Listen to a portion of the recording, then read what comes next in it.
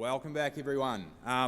Firstly, we'd just like to say welcome to the day delegates who have arrived. So I understand we've got a few in the room, so pleasure to have you here.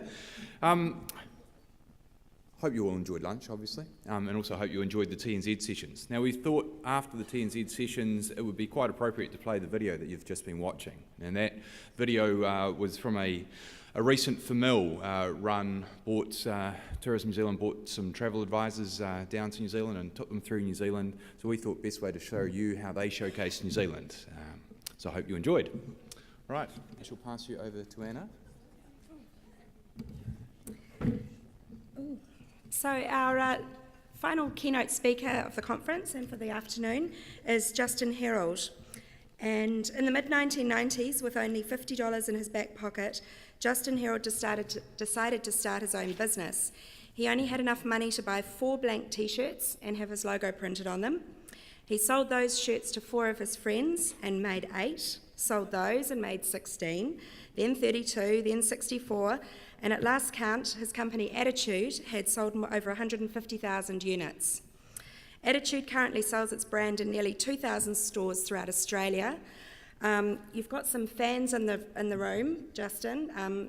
Leslie has 3 of what I see your 4 books, and apparently Rob Jewell has just got his signed copy. So please welcome to the stage, Justin.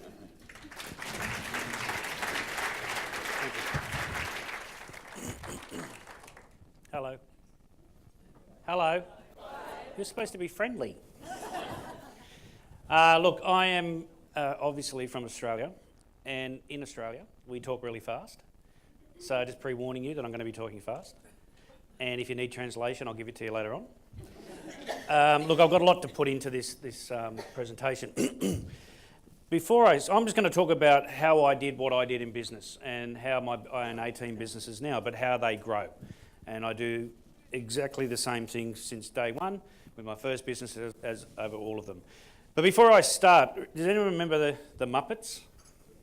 Remember the 2 old farts that sat up the top that didn't like anyone? There's always 2 in every audience that I speak that just don't like me.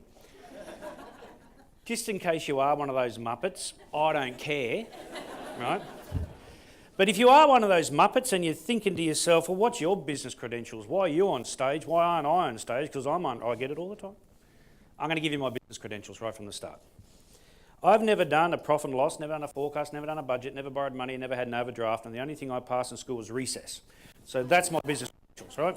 But what I did do is I got off my rear end and gave it a crack. And I think the secret to success is actually, number 1, turning up, and number 2, doing whatever you need to do to make it work. I'm pretty deep, you'll find this the whole time I'm speaking, but my whole theory to success is simple. If what you're doing now is working for you, you're doing it the right way. If it's not working for you, you're doing it the wrong way. I know it's deep, take it in. But that's as simple as it is, right? So there's so many reasons why people start business. Some people start a business because they want a better lifestyle. Other people start business, I don't understand this one, but they want to be the master of their own destiny, whatever that is. I sat next to a numbnut on a plane recently. I hate sitting next to people on planes for one reason. If they're stupid, you're stuck with them. Has anyone else figured this out yet? Right, so what I try not to do now is talk to anyone. But this one particular time I was on the front cover of the Voyeur magazine, and I was speaking recently in a conference in Australia, and a lady thought the Voyeur magazine was about people who look through people's windows. I've been in that one too. But it's not on the cover. But it's the Virgin magazine. So anyway, I get on the plane, I sit down, the guy goes, I know who you are. I said, well, that's good to know. And he said, I'm a businessman too. And I said, oh, why did you start your business? He said, I want some spare time. Frickin' idiot, we didn't talk much after that. But your reason for starting a business is your reason, right? There's no right or wrong way. Mine is pretty simple. My father is a minister, which I know you were thinking that because I look so angelic. Actually, I do actually look quite smart now because last week I got glasses. I can now see the people I'm talking to. Has anyone else just got glasses, but you sit there and you go, how the hell did I see before? Like, I can't see anyone. Now I can. Pretty cool, eh? I don't like looking at you. So my dad's a minister. My dad was the head of the religion when I was growing up, which I got no dramas and any of that sort of stuff. But the problem with being a minister's kid There's always someone in the church that seems to think it's their job to tell you how to live your life. The problem with that is I have a rare disease, which is I speak before I think. And so when I was younger, people would come up to me and say, Justin, you've got this problem in your life. And I'd say, look, you really suck in your own life, so I'm not sure why you're telling me what to do. Which apparently you don't say that to ministers' wives, I learnt pretty quickly. Anyway, 1995, a lady came up and she said, Justin, you've got an attitude problem. I said, no, I don't. She said, you answer everyone back. And I said, well, no, I don't. And she said, until you stop doing that, you're going to end up on a scrap heap of life. Not sure what the scrap heap is, a whole heap of pissed off people somewhere in the world getting upset with each other.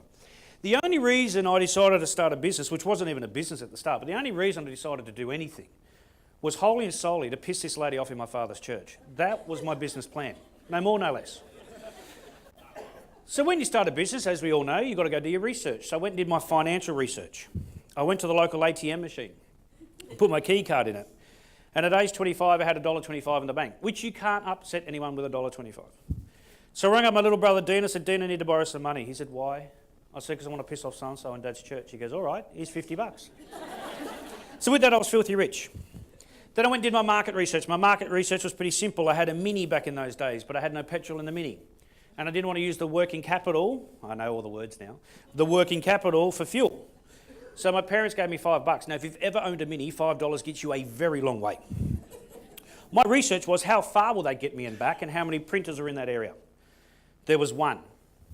So I rang up Marty. Marty's one of my best mates. We used to do nothing together and we're really good at it. I said, I'm going to start a business today. He said, you know how? I said, no. He goes, can I come along and watch then? Said, come along and watch. The one thing I'm hoping that you see by the time I'm finished is in business, you've got to have fun. It's got to be fun. If it's not fun, go and work for someone else. But it's got to be fun. You've got to enjoy it. And you'll see by the time I'm finished, I'm just not a serious person. I can't stand. You know those people, you probably know some of them. They're like the life of the party. And then they became a businessman. And you go, what the hell happened to you overnight? It just seems dumb, really. I think you get a lot of freedom when you own your own business. So enjoy it. So Marty and I went off to this place. I walked in, I said, g'day mate, I've chosen you out of every single person in the yellow pages, which wasn't a lie. I just couldn't afford to go to anyone else. And I want you to be my printer. And he said, that's fantastic. And so I'm thinking the same thing. Then he asked me a question I wasn't really expecting. He said, how much money do you have? I said, mate, I've got $50. He goes, well, you need $680 for the setup. I said, well, if I had $680, I just would have said to you, mate, I have $680. But as I said to you, mate, I have $50. Can we just have a $50 conversation, not a $680 conversation? He kept going backwards and forwards, and in the end I said, look, you're missing the opportunity, mate. He goes, what opportunity? I said, to make $50. It's a pretty simple conversation at this point in time. In the end, he said, I'll do it, but don't tell anyone. And I still remember saying to him, mate, no one is ever going to listen to me talk. So, Attitude started off as a slogan T-shirt company originally. Slogans such as, it's all about luck, just ask any loser.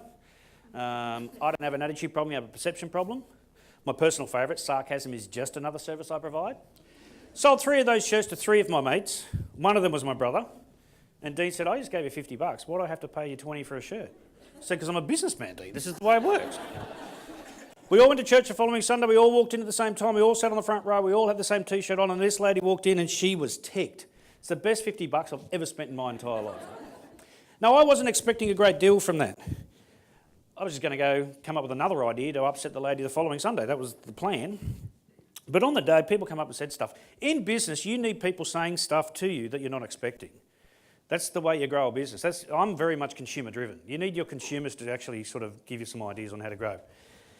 Unless you're a Larry Legend, which a lot of people seem to think they are, but I don't think I'm a Larry Legend in business. I want my consumers to tell me what I need to do. It seems to make sense to me. Then I don't have to do any thinking. It's fantastic. But anyway, people come up on that day and said 2 things. Number 1, I love your shirt. I said, thank you. Number 2, can I buy one? I hadn't thought that far ahead. So the only time I'll talk about figures is now, and just to show you how it went, we'll get back to here. My 3 shirts sold, sort of done before, so you stole my thunder. 3 shirts sold, made 6, made 12, made 24, made 48, 96. I need to calculate after that, but that's the way the business grew. Sold a bit more than 150. I don't know where you got all that stuff from, because... sold a bit more than 150,000. So my first year turnover was $50 starter, was $980,000. The second year was $2.5 million, $5.5 million, $12.5 million, $22.5 million. The last year I had the business was $37.5 million, so it sort of went okay. The good thing about $37 million, besides the cars, I love cars. I absolutely love cars. And I normally get ladies coming up and say, look, I don't get the car thing. I don't get the shoe thing. So it's sort of the same sort of thing. Right? So besides the cars, $37 million became an international brand. So now, wherever that lady goes on holidays throughout the world, I am now pissing her off globally. It's fantastic, really. So anyway, I didn't know what I was doing. There might be people in this room that may have just started or been or understand this next thing, but sometimes you do stuff and you go, I don't know what to do. So you just do what you think you need to do. I mean, that's about as hard as it gets, I think. I think some people have that constipated look on their face in business, like they're trying so much and thinking so hard. Just do something and see if it works. So I started to sell to my friends and friends of my friends and friends and friends and friends of my friends, and that's the way it sort of started. And after a while, I ran out of people that liked me, so I thought, can't really sell to people that don't. So what do I do? And I had a brilliant idea, because I am an ideas man. I thought, there's shops out there that sell clothing. I have clothing. I know, it's good, isn't it? I need to go and see these people. So I did. I walked into a shop in Sydney, and this is the conversation I had. I said, g'day, I'm from Attitude. The guy goes, I'd never heard of it. I said, you wouldn't have, because I haven't told you about it yet. So how about I tell you about it? And he goes, well, no one's asking for it. So why would they ask for something they haven't heard of? And even if they now have heard of it, you still haven't heard of it. And if they ask you about it, you're not going to know what they're talking about. So how about I tell you about it, and then you've heard of it, and if they ask you about it, you know what they're talking about. And he goes, well, there's no demand. I said, there's no demand because no one's asking for it. No one's asking for it because it's not in your store. It's not in your store because you won't let me tell you about it. So how about I tell you about it in your store? And you're going to go, how many is your minimum order? And I'm going to go, one shirt. And you're going to go, really? I'll get one because you're stupid. So then you're going to put that one shirt probably right at the back of the store where no one can find it. And one day someone's going to come into your store and say, excuse me, do you have anything new I've never heard of before? You're going to go, yes, right at the back here. You're going to show them and they're going to go, I love that. Can I buy that, please? And you're going to go, cha-ching, yes, you can. They're going to wear it to their mate's barbecue a couple of weeks later. The mates are going to go, I love that shirt. Where did you get that shirt from? They're going to say from your shirt store. So probably another 2 weeks after that, their mates are going to come into here and go, my mate bought a shirt from you a couple of weeks ago, which I really, really like. Could I buy one, please? Which is what we call demand, but we can't get to demand because you're an idiot. You won't let me tell you about it in the first place. You know what he said to me? When there's demand, come back and see me. Has anyone ever met a stupid person? Look, it's illegal to hit people if they're stupid these days. You know, you'd understand this, right? There's some dumb people on the planet, hey? Well, oxygen thieves, I reckon. I did it's quite funny, this next thing, but I just finished doing a tour, because most of my speaking is corporate, but did a tour for, it's funny, the Australian Hairdressing Council. But right around the country, around Australia, there was 12 places, and every time they took me to a town before or after the gig with the hairdressers and the owners and stuff, they'd take me and show me a salon. Like, I'm not going, so I'm not sure what it is, but anyway, okay. But I was at this salon one day, these stupid people. I'm just at the reception thing waiting to go, I don't know, and this lady walks into the hairdressing salon and says to the lady behind the counter, do you cut hair here? No! We stick it on, you idiot. So stupid people. So I'm walking back to my car. Do you remember Muttley? Do you guys remember Muttley? So remember how he used to mutter to himself? I love a good pity party, but I'm walking back to my car. Oh, success is supposed to be easy. You know, a good pity party is really good sometimes. Just let it out. Get back to my car. Get into my car in the customer car park. I had an epiphany. Don't know how to spell it, but I know I had one. Right up until that minute, I was listening to every person around me tell me how I should be running my business, my mates. It was at that minute I actually figured out they're all on the dole. Maybe they don't know what they're talking about. So from that day, I decided to run my business one way and one way only, never gone away from this. Nothing I'm going to say today for the Muppet is, as Oprah says, an aha moment. Common sense. Common sense isn't common anymore, that's the problem. Common sense is actually like deodorant. The people that really need to use it never do. But just use common sense, right? So I'm sitting there going, all right. So I rang up my mates, and the thing that I needed to use was my personality. If you don't have a personality, we are selling them today. 2 for the price of 1 on the way out. But what makes you you, and you're in the business of personality, what makes you you is what people are going to be attracted to. Your product will be secondary.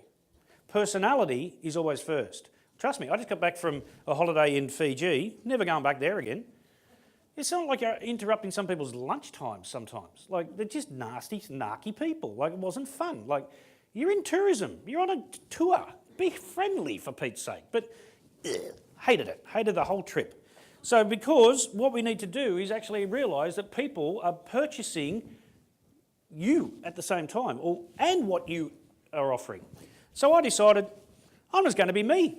I'm going to grow my business by my way. So I rang up 4 of my mates. Said, I need you guys to come over tonight. They said, why? I said, I'm having a board meeting because I'm a businessman. They come over that night. They said, what's up? I said, well, one of you ring the surf store once a week and this is all I want you to say. Week 1, ring, ring. Hello, do you have any attitude gear? No, we don't. Week 2, hello, do you have any attitude gear? No, not yet. Week 3, hello, do you have any attitude gear? No, but a few people have been asking for that brand. Really? Week 4, do you have any attitude gear? The guy goes, no, I'm waiting for the rep to come back in because there's such a demand for his product. There's no demand, it's just me and my 4 mates ringing up the same bloke, really. Mr. Soundman, can you just turn me off for 1 second, please? Now you can turn me on. So the following day I went into this surf store. Now I did not know that 2 brothers owned this surf store. I just thought there was one bloke. Can you turn it down just a smidgy, please? And so I walked in, but the different brother was there this time, which was great for me. So I had all my stuff in my bag, put my bag on the ground. I said, hello, I'm Justin Herald. I'm from a brand called Attitude. He goes, stop. I said, okay. He goes, everyone is asking for your brand right now. Just me and my 4 mates. He put an order in. $1,587. It was time for financial retirement right there and then for me. Sold out in 2.5 weeks. Had a bit more success, but I'm not sure if anyone else has done this. You do something, it works, and you do it again the same way and it doesn't work. You go, what the hell happened there? So I learned that that's always going to happen in business. So I tried to get into more stores, but no one's asking for it. What am I going to do? So I decided to go to a place in Sydney called Parkley Markets. I love it how we do this in Australia. It's the largest markets in the Southern Hemisphere.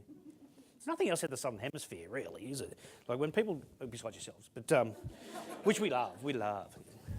But anyway, I just wanted to see if people liked it, because my favourite 4-letter word is next. Not everything's going to work. So we've got to actually sometimes be very good at strategically quitting some things. Don't expect everything to work, because it's just not going to happen. And, you know, if success was easy, everyone would be successful. So obviously it's not that easy. So I decided to go and see if the consumer liked it, because the retailer was an idiot. So I thought, I'll go there. Rung up Marty, said, do you want to come? And he said, no. I said, I'll pay $100 a day if you do. And he goes, I'd love to come and support your dream, Justin. So we went off. Now in the markets, it was only open on Saturday and Sunday. Has anyone ever been to Parkley Markets here, by the way? Yeah. It's only open on Saturday and Sunday. In the olden days, you'd get 20,000 odd people through. What they did, they provided you with a trestle table. So it was $86 for the weekend. It was quite cheap. Now Westfield own it and it's not cheap. Just a trestle table. No cloth, just a trestle table. So Marty goes, what do we do? I said, I don't know. Never done this before. And I said, well, I suppose we just tip the shirts on the table. We'll do that, eh? So we did. Got the boxes, tip. We didn't put them in styles. It wasn't in sizes. It's just a big pile of clothing. And because I can't speak dickhead, I've tried. Just can't speak dickhead. I just don't like stupid people. I can't stand stupid people. And I didn't want people coming up going, what are you selling? Freaking T-shirts. Like, it's not that hard. So what I did is I put all the slogans behind, we pinned them up. So I thought I don't have to then talk to stupid people. 9 o'clock, essentially it opens. 9:15, sold out. There were lines and lines and lines of people wanting to buy my stuff. Halfway through the selling frenzy, Marty turns to me and he says, they think it was someone else. I said, shocked the living shit out of me. The one person you need to impress on a daily basis in business is not your competitors, it's not your customers, it's not your husband, it's not your wife, it's yourself. You've got to sit there and go, oh crap, I didn't know I could do that. That actually means you're operating outside of your comfort zone, and the only time you'll grow it is when you're out of it, not when you're in it. My business took off in the markets. Right place, right time, right everything. Then I was on the way one morning on a Saturday. I was just thinking of having a chat to Marty on the way. And my father is a very smart man. He's got 8 doctorates, I think. He's doctor times 8. But looks very smart like myself. But one of the things he's got his doctorate in include, I don't even know which one it is, but included body language. You try growing up in that household. No matter, he's talking to you. Oh, right, you close yourself off. Oh, okay, sorry. Oh, right, now. What the hell's that one for you? But one of the things he told me, and I'm glad he did when we were younger, and it's really good in business, is he said, Justin, there's always someone smarter than you. So in business, find that smarter person and learn from them. And I'm surprised these days how many people in business do not have a mentor. Mentor is different to a coach. Personal opinion, no disrespect if you're a coach, but a coach is someone who's learnt it. A mentor is someone who's done it. I'd rather learn from someone that's done it. So when I'm thinking about that, I said to Marty, I should ask to see if I'm doing this the right way. So I get to the markets, I go across to this guy who's been in the markets for years, an older bloke. I said, mate, I've just started, I'm just wondering if you can give me some advice. He goes, yeah, you're destined to fail. All right, that one's for you. See, I didn't tell you that, did I? Next time you're in front of a stupid person, mental headbutt. You virtually break their nose. They will have no clue that you've just done it. Trust me, it works. You can never decide once.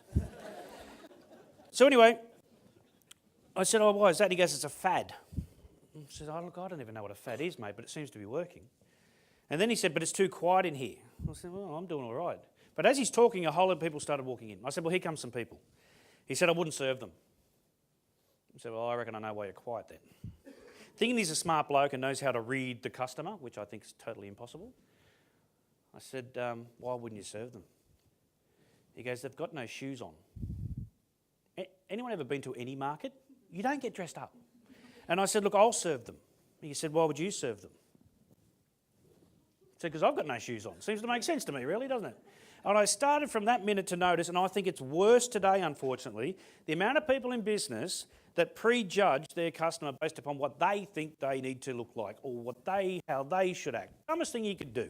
Because it costs a lot of money to look like a dag these days, so you can't go on the whole outfit thing. But this is something very close to my heart. Recently, I checked my bags into Qantas. I was walking through the metal detector. Never come to an airport with me, just give you a heads up. They think I'm a terrorist. I get done all the time. Now, I'm not sure about here in New Zealand, but in Australia, this is not a joke. See, they're watching me wherever I go there. In Australia, in Australian airports, it is now illegal to use humour in an airport. I kid you not. I found this out. So I checked my bags in, went through the metal detector, then they got Blake with his little wandy thing, which all these guys were beaten up in school. Now they got that job, that's my theory. And he goes, sir, can I stop you for a random search? I said, it's not random. He said, it's random. I said, it's not random. So he does the whole thing. Have you ever noticed how shocked? You're fine. I said, yeah, no, I left my bomb in the car, mate. No, you can't say that. Walk through. Now, I can't sit still. I get bored quite easily. I'm thinking, I'm going to go for a walk. So I went to the other side, came back through metal detector, fine. Same guys there. Said, sir, I said, what do you think I did? He goes, it's random. I said, it's not random. Then my plane was delayed. So I thought, I'm going out for another walk. Now, in the Sydney airport, there's 2 ways you can go through the metal detectors at each end. So I'm thinking, other end. Now, I've tried everything. I've tried getting dressed up. I've tried going naked. I've tried everything to get past these people. Can't do it. So I'm lining up, looking at the ground, go through the metal detector, look up. He's here now. He said, sir, can I said, you're kidding. He said, do we have a problem? I said, we had a problem the first time you stopped me. He said, but can I ask you a question? He goes, what? I said, have you seen the types of people that did bad stuff through an airport? He goes, what's your point? I said, did they look like me? Bald head, goatee, tattoos, earrings, standing out like dog's nuts. No, they look like normal people that you're letting through because you're waiting for the bald-headed peckerhead to keep walking up the aisle. I got taken to a room. 45 minutes I was given a lecture on the dangers of using humour in an airport. You sit there for 45 minutes without smiling through that one once. See, for me, if you've got a hand in a pocket, you can be my customer. Actually, you don't even have to have a hand. I'll put my hand in your pocket. I don't really care what you look like, and it's dumb to even have our typical customer is. That's stupid. If you start doing that in business, your staff will have a mindset that then becomes a culture within your business that you actually segment who your customer is. Your customer's everyone. Should be everyone. So anyway, we just started to do one thing. I looked around and I had no clue what I was doing in business, but I actually started to use the common sense approach, thinking, hang on, what are other people not doing? And we saw that it was all about entertainment and engagement. They weren't doing that. So when people left our stall, I wanted them to go, because they were always going to go somewhere else to see if there was anything else they wanted to buy instead of my stuff. They're always going to see a T-shirt. So it's the communication that I had with them was the most important part, because I wanted them to then go to the next place, talk to some lady who's probably reading a magazine, doesn't even want to look up, and then go, I really like those other two guys that I was just talking to. Not about the product, it's about the personality. I can't stress that enough, right? T-shirt's a T-shirt. With all due respect, a tour's a tour. Real estate's real estate. So what is it? What makes people go back? It's got to be about personality. My business took off because we just gave people, had so much fun with them. I'm sitting in my garage one day because I run my whole business from my garage. Oh, what I also did is I used my customer as my salesperson, and you should be doing that as well. It's a lot easier to do that now. So people would come up to me and say, look, I really like your stuff, Justin, but I can't find it anywhere. And I'd say, look, you won't find it in sports stores. I'm not a sports brand. You won't find it in surf stores. I'm not a surf brand. You won't find me in Australian-only stores because I'm not an American brand. You won't find me anywhere. But I'd say to them, listen, could you do me a small favour? Could you take some of my business cards, and the next time you're in a sports, surf, whatever store that you think that my business is going to be good for, can you give them my business card and say, I'll do a bit of work for this brand which you've never heard of? And I think it'd be great for you, but I'm on holidays at the moment, so I've got no stock to show you. But if you ring our head office, they'll send someone out to show you. I was the guy they were ringing. I was the guy going to go and see him. I was the guy going to come back and pack the box. And I was the guy that was going to ring up an American accent from the accounts department. I was a one-man band. But on average, I pick up between 15 to 25 stores every single week, purely based upon my customer, or not even my customer, going out there to spread my word. You know why they did it? I asked them to. You know why your customers don't do that for you? You don't ask them to. I know this is deep for a lot of people, but I'm serious. We assume if people have a good time, they're going to go and tell everyone. Nah. See, what we've got to do is give them permission to do that. Now, the easiest way to do that is social media. So the next time you've got, and you probably already do this, but the next time you've got someone that's there and they want a photo taken, go, do you mind tagging us in that? Or can we take a photo and we tag you in that? So you want more people going up and spreading the word. It's free. Sitting in my garage, phone rings, and the lady on the phone said, hello, it's the Alan Jones radio show. Have you guys ever heard of Alan Jones, the radio guy? See, I hadn't. I was 25. I got really excited because the only Alan Jones I heard of was the Formula One motor car racing driver. And I love cars. And I'm thinking, I'm going for a drive. She goes, not him, the other one. I said, who's the other one? She goes, you don't know? I said, do you know who Justin Herald is? She goes, not really. I said, well, we're even then, aren't we? She told me who he was, and I said, oh, look, I don't listen to talkback radio. She goes, oh, it's very popular. So back in those days, you only listen to it if you're old. I now know I'm old. All I listen to is talkback radio.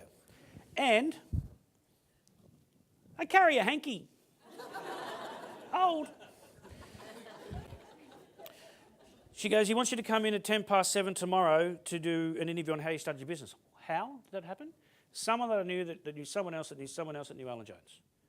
Right, we do not know how connected our current customers are or potential customers are. See, servicing a customer while they're in front of you is great. Servicing them and realising that they could actually grow your business tenfold and give you 10 new customers, that's even more powerful. So I'd rather that than just look after the one customer in front of me. So anyway, she goes, he wants you to come in at 7:10. I said, I can't. I'm going to Brisbane tomorrow. I'm launching tomorrow. I'm launching my brand there. She said, well, no one says no to Alan. I said, oh. I said, could you let him know? No. Now, if he rang today, I dropped my bundle, but I had no clue who the guy was. 10 minutes later, she rings up, she goes, he's agreed to do it over the phone. I said, oh, good on you, Alan. Like, whoop-de-doo. The interview came in through the next morning, 7:10. Went something like this, blah, blah, blah, blah, $50, blah, blah, $50. You're a legend, $50. Got off the phone and my sister-in-law said, how was that? I said, I don't know. I kept on talking about this whole $50 thing. See, to me, it was no big deal.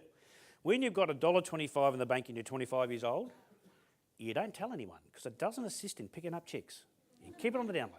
But the media thought it was fantastic. So I started eating my breakfast. Eating away. 10 minutes later, the phone rings. The lady said, hello, it's a current affair. You guys heard of that? When a current affair ring you, you crap yourself. I didn't touch her. Because I always do stories on dodgy brothers, right? I said, I'm not dodgy. They said, no, we just heard you on Alan Jones. And I said, oh, do people listen to him? Yeah, they do. They said, we want to do an interview. I said, okay. So they did the interviews on the $50 thing. The night that it went on air on a current affair, in the first 30 minutes, 187 stores rang me to put my brand into their store. That was the day I decided I was never going to spend a single cent on advertising, never have in any of my businesses.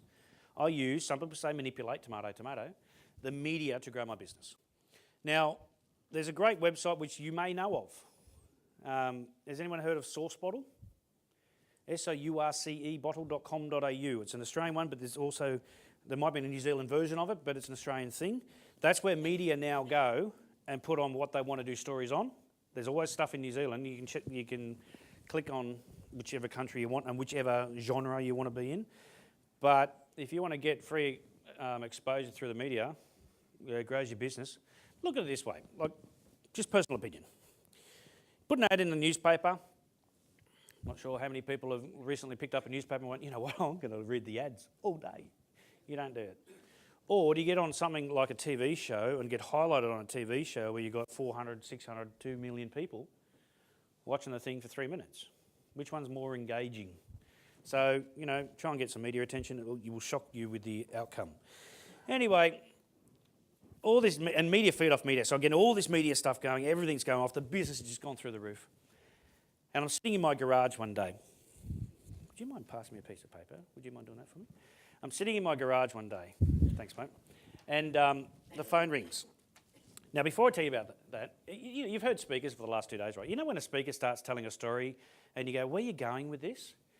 Well, I'm going nowhere with this next story. I just thought I'd let you know right at the start. But the one thing that I love about my own personal success from a me perspective is I now get away with everything that I used to get in trouble for when I was a kid. It rocks. So my friends and I were all own our own businesses. They're all become quite successful. But we had a conversation over a cup of tea around about when we were 17 and went something like this. What would ever happen if we made heaps of money when we got older? And we decided back then that if that happened, if we were married, our wives could do latte. And we will do dickhead. We decided never to grow up. We never wanted to grow up. I can't stand people that are too serious all the time. So we decided, let's be stupid. So we play practical jokes on each other, always have, still do to this day. I'll give you an example. My largest speaking job, a little bit larger than this, was 37,000 people in America in one stadium. And I was the only person from Australia asked to speak at this conference. Driving to the airport, you know when you're in one of those bulletproof moods that nothing can go wrong? And you know when you're in one of those moods because you start to whistle. So anyway, I'm driving to the thing, down the freeway, to the airport, down the freeway. Phone rings, I said, hello. Guy with an American accent. I said, is that Justin Herald? I said, yes it is. He goes, it's such and such people I was speaking for. I said, oh, I'm so excited, it's going to be unreal. Because 37, you can't see anyone. But you're a rock star.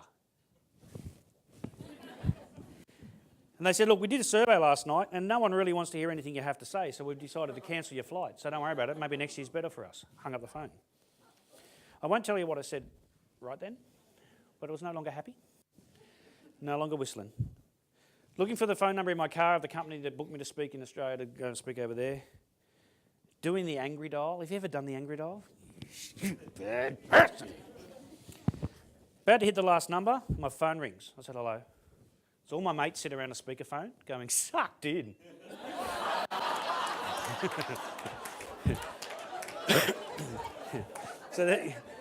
We spent a bit of money on our stupidity, so they hired an Avis rental car for one of my other mates to be in right next to me on the freeway. I didn't know it was him, I'm not even looking, it's not his car.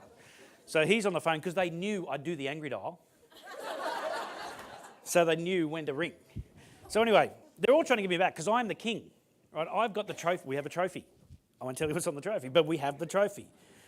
Because I got my brother an absolute doozy. My brother is a landscaper. Dean's a very famous landscaper in Australia. He's won the Chelsea Garden Show over in London.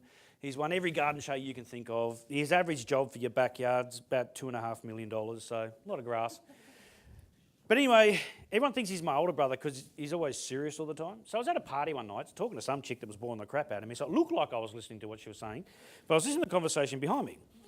And it's my father and my brother talking. And my brother's saying to my dad, I'm making so much money. Nothing ever goes wrong. And he comes out with a perler. He goes, I'm in the zone. I thought, all right, peckerhead, going to get you out of your zone tomorrow, that's for sure.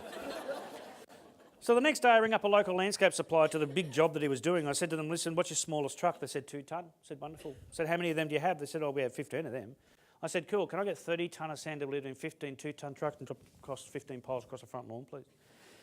They said, oh, we can do that in one truck. I said, yeah, there's one pile. I want 15 piles. So I paid for it all, and then I faxed something off I wanted him to say. So the following day, the Dean's around the back of this house he was working on was huge. It blocked the sun out for 4 suburbs, right? So around the back of this house, and all of a sudden they hear this beep, beep, beep. Dean goes to his boys, who's ordered? Well, we haven't ordered anything. They go, well, I don't know. So they go around the front. 15 poles of sand, 14 truck drivers driving away. 1 truck driver left. And Dean goes, mate, you got the wrong house. He goes, no, right house. He goes, I didn't order it. No, you didn't. Dean said, well, who ordered it? Well, looks like it's your brother, Justin. Why did he order it? I guess, I got that here. As soon as you've got nothing to do, nothing ever goes wrong, and you're in your zone, why don't you move your sand now? And he gets in his truck and he drives off. I won't tell you what Dean called me right then. So we just play dumb jokes on each other. We always have. And it's just fun to do that. And we've known, my friends, there's 8 of us, we've been friends since we were 14. So it's nice to do life like that. But anyway, all this media, there's a point to all this. All this media attention started happening. Everything's going off. I'm sitting in my garage again one day and the phone rings. I said, hello. And the lady said, hello, it's Phillips. We would love to license your brand. I said, well, you can get stuffed. Hung up the phone. She rings back. She goes, we must have got cut off. I said, no, I hung up. And here it comes again. See, I thought it was one of my friend's wives trying to do this whole... It wasn't. She rings back for the 3rd time. She goes, don't hang up the phone. I'm thinking, oh, crap, it's a real person. She said, why did you hang up the phone twice? And I told her about the practical joke thing. She said, that's so funny. Yes. Funny. She goes, come in tomorrow, I want to license your brand. I said, no dramas. No, I used to be married to a woman, but I used to be married. And my ex-wife had, and still has, a disease that most women have. And there's most women in the room. That disease is, every bloke's going to agree with me here, she just had to know who I was on the phone to all the time. It's freaking annoying from a bloke's perspective, just let you know, right? It's really annoying, because we start to tell you. And then you go, oh, I don't care. Well, why ask? Right?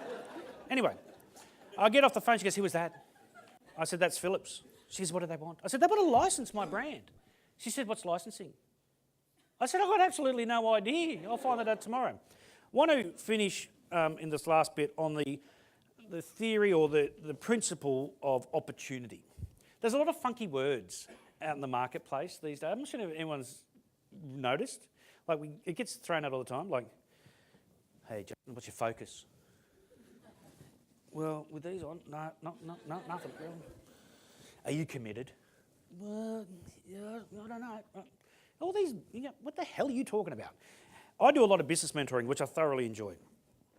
The amount of people that sit in front of me, and the first thing that comes out of their mouth, business owners, is, I'm waiting for that next opportunity to come along. Nicks me in the head. An opportunity is something you've never had before. So if you haven't had it before, how do you know what it looks like when it comes along? So there's a lot of people in business that what they've done is they've gone, my business has to grow this way. Well, what happens if there's something that could happen tomorrow over here that could totally take you in a different direction? I'm going to prove that. So the following day, I went into the Phillips head office. I had a bit of a girly moment, though, before I left at home, because I'd never been to a meeting before. And I must have been out of the room when it was how to dress to go to a meeting class at school. Marty was over and was like, what do you wear? And he goes, I don't know. I don't know either. I've never been to one. And he goes, well, what did they say? I said, well, they saw me on a current affair. He said, well, wear what you had on a current affair. Great idea. So my first meeting ever, I went in with thongs on. Oh, what do you call them? Jandals. Jandals on. Holes in my jeans before it was trendy, and an Attitude t-shirt. That was my business attire. Drove to Phillips head office. Walk into the reception area, and as soon as I walk in, I'm in boy heaven. Gadgets everywhere. Buttons. I love buttons. If there's an option to have an extra button put in my car, it doesn't have to be connected. I just love having buttons. But there's TVs, stereos, mobile phones, everything. And I went up to the receptionist. I said, hello. She goes, oh, you're the bald man they told me to look out for. I felt like saying, you're really fat. But I didn't. I kept that one internal. She said, follow me, they're expecting you. So she starts walking off like two elephants fighting under a blanket, it looked like.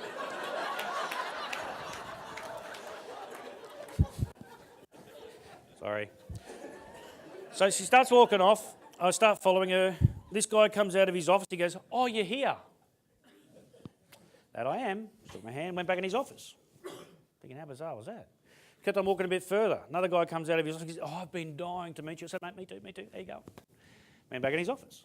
I'm thinking, now meetings. Like, as we kept walking, I said to this lady, how do they know who I am? She goes, I don't know. I'm just the receptionist. She was a sack of a lady. I reckon she'd been bathing in lemon juice most of her life. If you've got a receptionist, how many people have a receptionist? Yep. How many people have who's the person that answers your phone? Would it be you or a staff member? Staff member? Do you know that is the face and voice of your business? Not you, them. So this lady really did not do any justice for Phillips. We get to these two double doors. She flings open these double doors. I walk into the world's biggest boardroom with the world's longest boardroom table and 34 men in suits. Have you ever been somewhere and you can physically, for yourself, leave your comfort zone? Now, I'm not sure if anyone noticed this last night. I'm not sure if anyone knew I was there last night, but I love doing this. I love it, right? It's not something I set out to do. After I sold my business, people wanted to know how I did it. And I just love doing it. But one-on-one, idle chit-chat, I suck at that. I just, I don't mind. Like tonight, I'll be fine. But, no, I will. But it's, like you get into a lift. I've been in a lift with a few people here, and you've seen it. What do you say when you don't know someone? What do you say? Like, and I'll go to say stuff, and my head will go, no. All that. So I sort of suck it. So the first guy comes up and he goes, oh, it's a beautiful day. I think, oh, it's the only one I had. Really? Next guy comes up to me. I'll never forget this. He comes up and he goes, my wife bought this tie just for our meeting. Really? That one's for me. So then the next guy comes up and shakes my hand where his hands are on the top of my hand, which apparently makes him more dominant than me. Mate, take my leg, mate. I don't really care. Shook everyone's hand. They said, would you like to sit down? I said, yeah. So they sit me down on this side of the table and they all sit on the other side of the table. Thinking there's some room here. And they're straight into this meeting. There was no the reason we asked you to come along. None of that. Straight into it. With words I have never even heard of before. And still, one of them, I still don't even know what the hell it means. Brand machinations. So anyway, it was an hour of meeting set for. About 5 minutes into the meeting, I'm thinking, you got the wrong guy. This is not aimed at me at all. I need to say something. Or should I? No, shouldn't. Now, if I do say something, then they're going to go, well, they're going to feel stupid. But then they're going to go, well, why the hell did you turn up and ask on the phone? So then I'm going to look stupid. So I just probably won't say anything. But I'm starving. Okay, I'll just watch. 45 minutes into the meeting, they said, so what do you think? I said, I don't know. What's it going to cost me? They said, no. We pay you to put your name on our stereos and televisions and then give you a royalty for every single one of them that are sold. I said, why would you do that? They said, that's licensing. I said, look, I don't understand licensing. Then their lawyer said, so you don't understand licensing. I said, I'll say it again for you slowly, mate. I don't understand licensing. Now, just in case, I'll give you the just and Herald interpretation of licensing. The reason they wanted it was not only for the name, they wanted my market share as well. Because they were hitting a 35 plus market at that time. They wanted the 18 to 25-year-old market. And the most valuable asset that everyone in this room has in their business is your intellectual property. You need to trademark it. Trust me, biggest thing you ever do. That's the goodwill. No such thing when it comes to selling a business. Don't believe me, that's fine. But I'm just telling you, if you get your trademark, you're set. So I said, I thought I had to pay you. They said, no. I said, no, now. But because I thought that then, I haven't listened to a single thing you've said. So if you wouldn't mind, could we sort of start again? And you can hear the collective, you're an idiot. So they started again. So I'm listening this time. Then, have you ever been somewhere you hear something, penny drops? They pay me. Oh, I'm in the driver's seat. Sweet. Now, if my friends were here, they'd say, what I'm about to say is 100% correct. Well, people that don't know me, when I say this, go, yeah, whatever. But I've actually never done anything for money. Making money is a byproduct of doing a good job. So just do a good job. If you think you're in business to make money and not do a good job, that's why your business isn't working. Right? So the money thing is just an add-on. It's just a gift with purchase. But you give me something for free, I love freebies. Oh, speaking of which, any New Zealand people, where are you? I want a business upgrade. Thank you. Tell you, are there any New Zealand people here? Is there? Is there? You can put your hand up. Thank you. I've got to say, I came over on the new Dreamliner. How unreal is that plane? I want one. And it's black. It's black. This is business upgrade material. So anyway, so I said to them, so I'm thinking, what can I get for free? I said, excuse me. I said, so you pay me to put my name on your stereos and television? Yeah. I said, cool. Can I get a TV as part of the deal? And they go, no, yeah, no problem. Kept on talking. I'm still stuck back at no problem. Wonder what else I can get for free. I said, excuse me. And you've got to repeat yourself. I said, you're giving me. Oh, yeah, giving. I said, do you want me to sign the deal? Oh, yeah, we want you to sign the deal. Yeah. Wonderful. Can I get a stereo to go with my television as well? No problem. Kept on talking. They get to the end of it and they said, so what do you... I said, I'll do that. Yeah. I said, do you want to think about it? I said, no. Getting a free TV, free stereo. Nothing to think about. Then they said, would you like to negotiate? I said, we just did. I'd forgotten about the money. They said, no, we pay you as well. I said, oh, that's right. They said, well, let's negotiate. I said, okay, let's negotiate.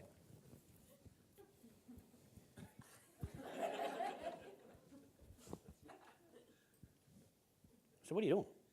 They said, well, you start. So I'm not starting. You start. Well, we won't start. You start. I said, I'm not starting. You start. I'm happy with the TV stereo. You start.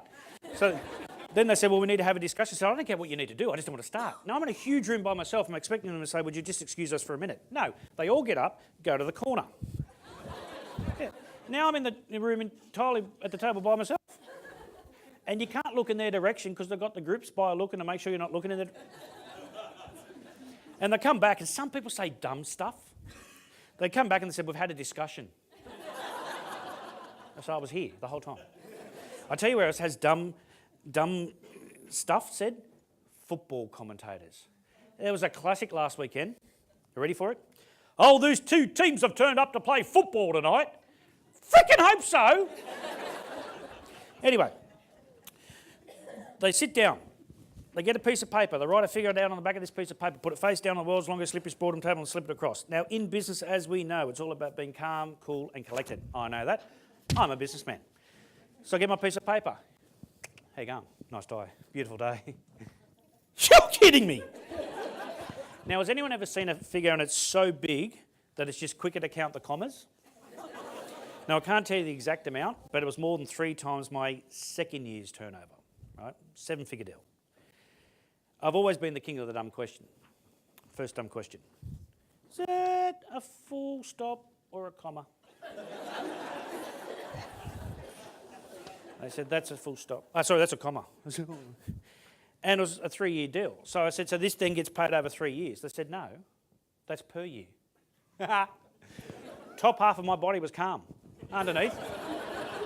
Do you know what, though? I did look around the room right there and then thinking, do any of you look like a relative of any of my mates? Because this is a cracker. Then I asked the dumb question. I said, you know how I'm getting that free TV and free stereo? They said, yes. I said, does it come out of this price at all? They said, no, it's free. I said, okay, I'll do that. Then Harry Van Dyke, who was the CEO of Philips, comes out of his office watching the whole thing. He goes, I like doing business with you. I said, mate, I like doing business with you too. The marketing people came through, it all took on forever and a day. Then they thought, well, let's not just do New Zealand and Australia. Let's go global with the thing. May as well do it. So the deal got even bigger.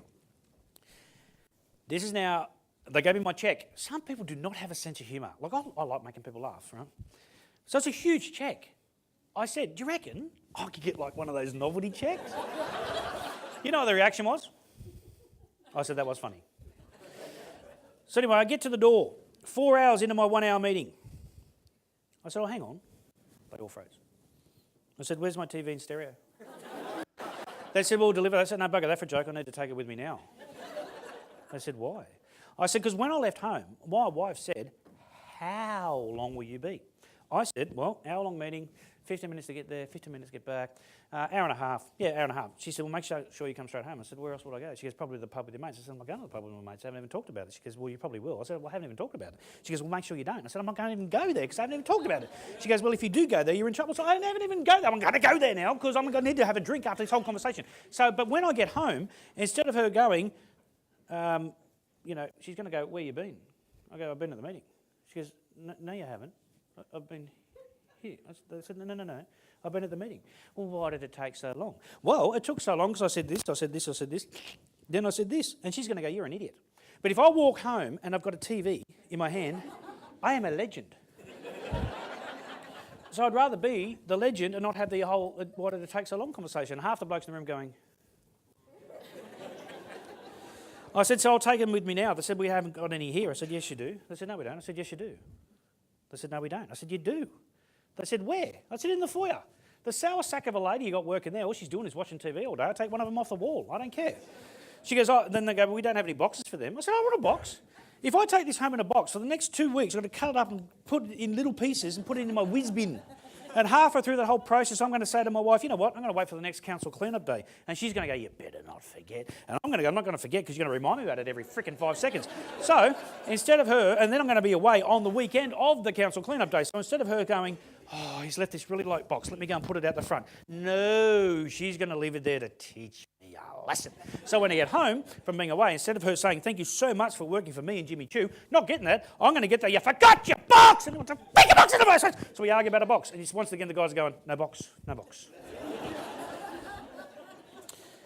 I'll go out, I'll have that stereo, I'll go stand behind the lady at reception. Which one is she looking at? I'll have that TV. Narky woman she was. Guy goes, wraps it in bubble wrap, puts it in my car. I said goodbye to everyone, see it, you, and you. Walk to my car, get beside my car. And I did something, and I still do to this day, that a lot of people probably forget to do. Can anyone remember the first day you started your business in this room? Anyone? First customer that rang? First experience you gave someone? It's exciting, wasn't it? But now, we're business people. Forget to get excited. See, excitement leads to passion, and passionate people are the ones that produce in business. I'm an outward excitement person. So I'm beside my car, 4 hours have gone past, I had no clue what the hell happened, didn't know what I was there for in the first place, got a 7-figure check, TV and stereo in the back, I'm going through the roof. And I look up and here they all are looking out the window. Do you know the reality is most people would not have even gone to that meeting for one reason, because they didn't know what it was about? Your future success doesn't have a great deal to do with what you currently know. It's a guarantee. Because if it did, you should already be there by now. So there's more shit we need to learn, and probably more shit we need to unlearn. Right? So this is where it's never going to end. Like, I've still got mentors in my life to this day, and I pay quite heavily for them. But I want them to teach me how to do business better. So on my drive home, I'm thinking, oh, I really like this licensing thing. Seems like a good idea. What else could I license? So for the next 4 or 5 years, I licensed to over 180 odd companies throughout the world. Harley did a whole Attitude Harley in America, Holden in Australia, an Attitude car. You name a product, a surfboard, a skateboard, a basketball, underwear, socks, you name it, it had Attitude on it. Not over 900 products under those 180 odd companies was sold with Attitude on it, and I got between 2.5% and 22.5% of the turnover of every single one of those products. All because a stupid woman told me I had an attitude problem. Simple as that. See, there'll be a lot of people in this room that have forgotten your why.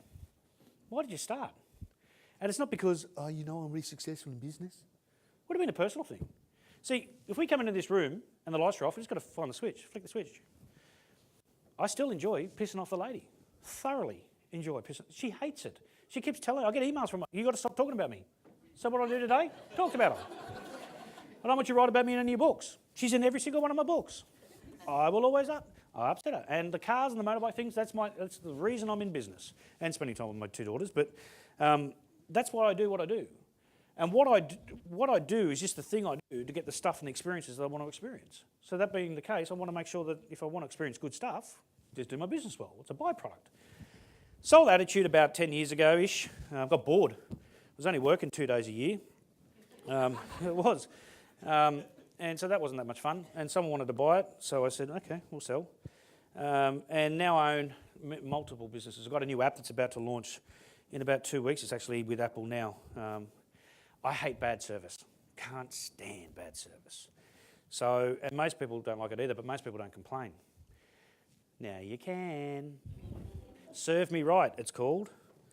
Because there's a lot of larger organisations that they've taken off their contact us email because they don't want to hear your complaint.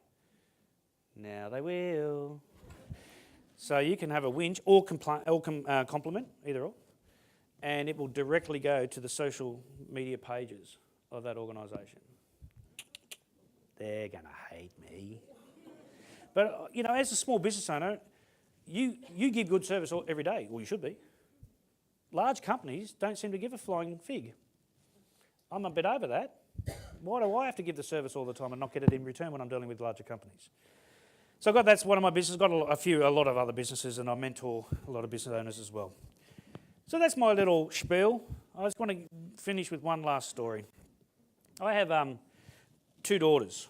My oldest daughter's 23 now, and the youngest daughter's 13. Long time between drinks with 2 kids. But when I was married, my wife said to me, I want a new house. Now, I used to wear the pants in a relationship. She just picked them out for me every morning. But so I said, yeah, no dramas. No dramas. I said, but let's go and find a house, but let's not take the girls with us. She goes, yeah, no, that's a good idea. Anytime she said that one. But so we went off. I'm an impulse buyer. Found the house, loved the house, buy the house. Come back and said to my girls, in 2 months' time, we're moving into our new house, but you're not going to see it. I love messing with their heads. That's my role as a parent, is just to mess with their heads. The day came, the removalist trucks turned up. They packed up our house. We followed them to the new house. We got out and I said to my girls, go and have a look at your house. They were excited, which is what I wanted. 10 minutes later, they come back and said, Dad, do you know there's a pond in our backyard? I said, yeah. It was here when I bought the house. I said, find me something I don't know. 10 minutes later, they came back and said, Dad, do you know there's a waterfall that goes in? I said, yeah. I said, find me something I don't know. Another 10 minutes later, they come back and said, Dad, do you know there's no fish in the pond? I did not know that. The tight ass I bought the house from took his 3 goldfish with him when he moved out. Serious. I rang him. I said, you left your freaking curtains, but you took your fish. So I had a decision to make that day. Do I unpack the truck or do I go buy some fish? So I said to my wife, you unpack the truck. And we wonder why I'm an ex. Anyway. I'm going to go buy some fish. So Jade and I went off to the largest pet shop in the Southern Hemisphere. Now, I'm not a big fan of shopping, but shopping for fish, I mean, really, kill me now. But as we're driving there, we got there and I got really excited because what they provided you, the shopper, was a golf buggy. That is shopping. Blokes will go anywhere where there's a golf buggy. So I said to my daughter, you find your fish, I'm chasing chickens. After a while, she goes, Dad, where you been? I said, I've been trying to get the car back on its wheels, Dad. We had a bit of an issue. She goes, there's a lady waiting. I said, okay. So I walked down and there's a lady next to this pond and she goes, sir, these are the fish for you. I said, oh, okay. No, I didn't do fish studies in school. I used to call them big goldfish, but koi carp. So this big. I said, no, they're too big. She said, what about this pond over here? This big. I thought I'd have them. She goes, well, those fish turn into these fish. I said, you're not listening, are you? She said, neither are you. That day I learned a lesson from a fish, which is exactly how I've managed to grow my businesses, personal opinion. You put a small koi carp into a small pond, it will stay small. Take that same carp out now and put it into a new environment, a bigger environment, a larger environment, it will now grow to fill and suit that environment. You want your business to grow? Make sure you're growing with it at the same time. Oh, Justin, you know what, mate? I've been in business for a long time. Longer than you know, lad. Longer. This is the mup. I'm going to get this conversation tonight. Yeah, it's not like what you say. There's no point changing. You've got to stay the same. You've got to be the rock in business. Piss off. Really, you don't. You've got to be fluid in business. You've got to be able to change. Whenever the trend changes, change with it. Be ahead of the change.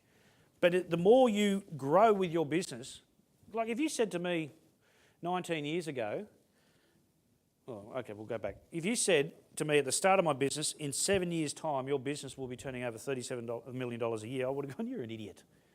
Right? But because I was fluid enough in business to be able to go with the change and learn from that, that's why it grew. I think some people in business are the reason their business don't grow, because they're still doing it the same way they've always done it. So anyway, that's my spiel. If you didn't like it, it's probably best not come and tell me. I am looking forward to hanging with you guys tonight, and no, I'm not getting dressed up. That's how I roll. I'm going to be I'm coming as someone that went to the movie to watch it,